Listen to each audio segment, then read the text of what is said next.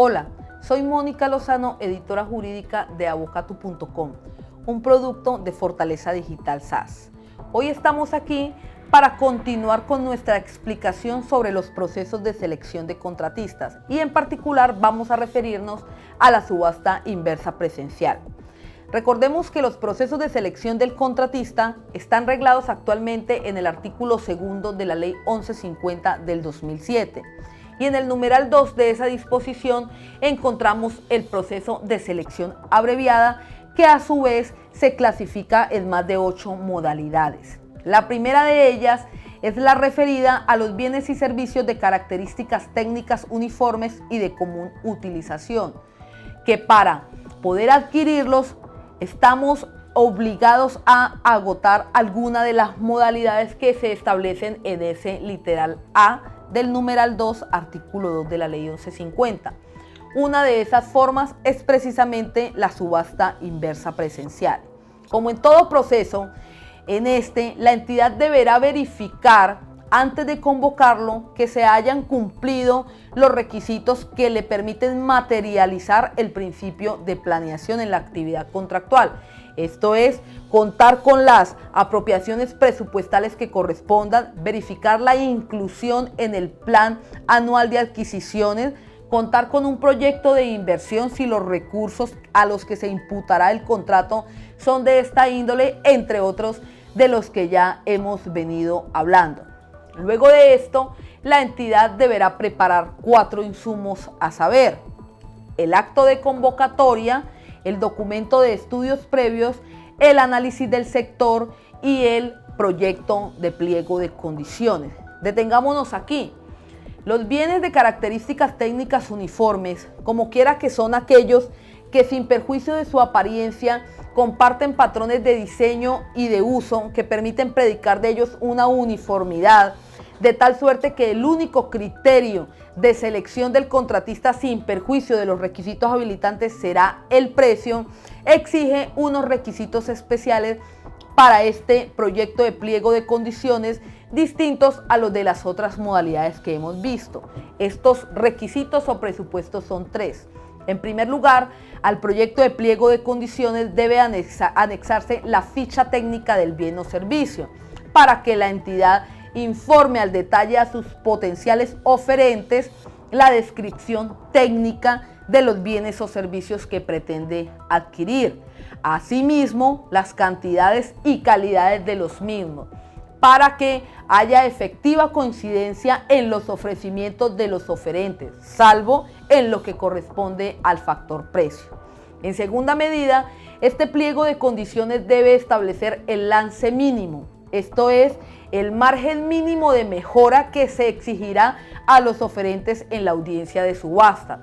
Y asimismo, en tercera medida, este pliego de condiciones debe prever cuál es el tiempo máximo que dará la entidad para mejorar la postura en la audiencia pública de subasta.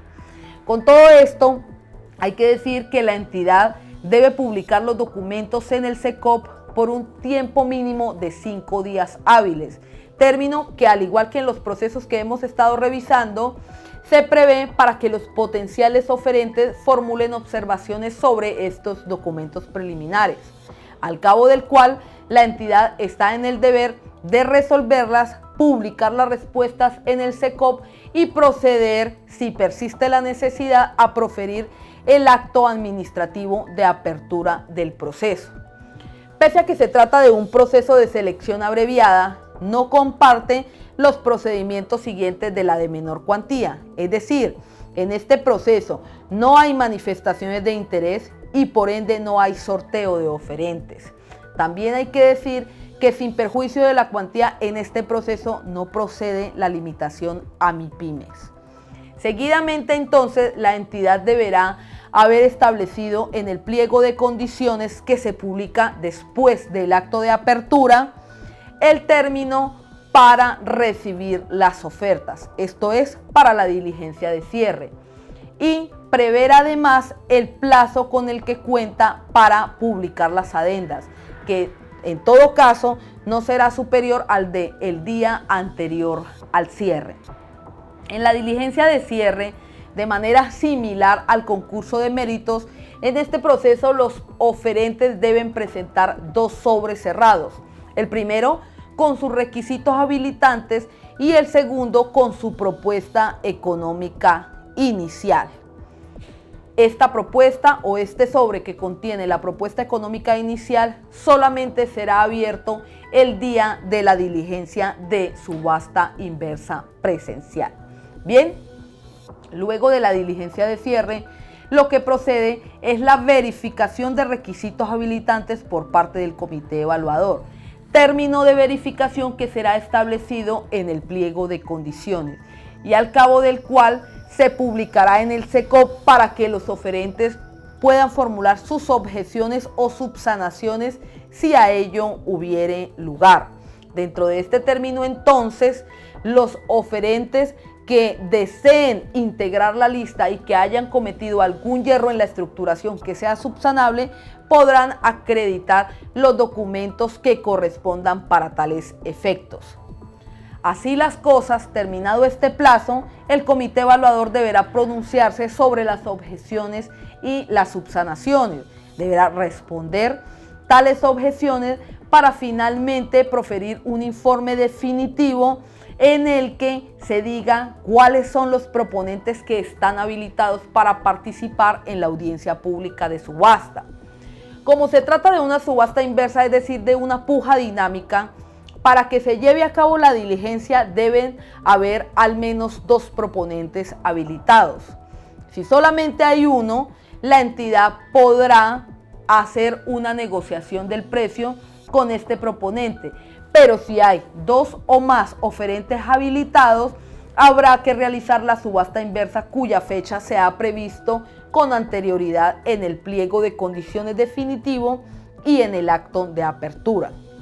En la audiencia de subasta inversa, a la que además del director del proceso contractual deberá acudir el comité evaluador, se dará inicio en primer lugar ordenando la apertura de los sobres que contienen la oferta económica inicial, pero nos dice el reglamento sin revelar la identidad del proponente al que corresponde cada precio.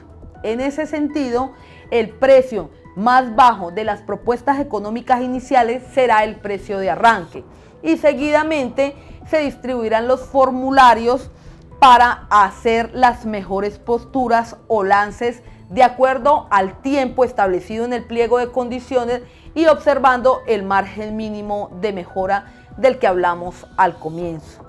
Así, y hasta que se obtenga el mejor precio, se procederá a la decisión del proceso, es decir, a la adjudicación si a ello hubiere lugar o a la declaratoria de desierta.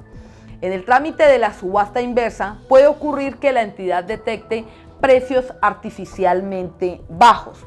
Para eso es necesaria la presencia del comité evaluador, para que en la misma diligencia se soliciten las aclaraciones que correspondan al proponente que formuló posiblemente los precios artificialmente bajos, para que allí mismo sea resuelto si se admiten o no estas justificaciones y se pueda avanzar en la diligencia de subasta.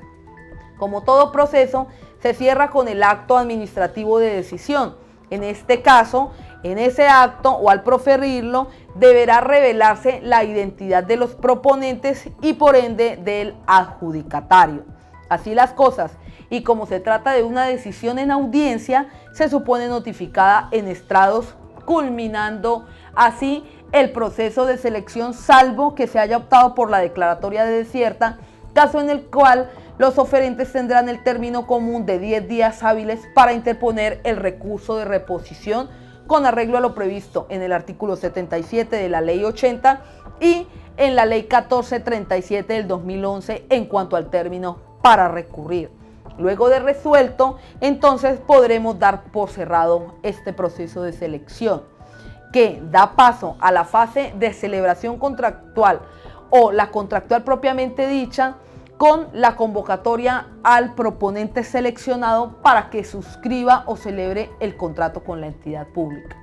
Esperamos que esta explicación haya sido de su agrado. Las observaciones, inquietudes o recomendaciones son bien recibidas en el correo electrónico info@avocatu.com. Recuerde que maximizamos su tiempo y minimizamos su riesgo. Gracias.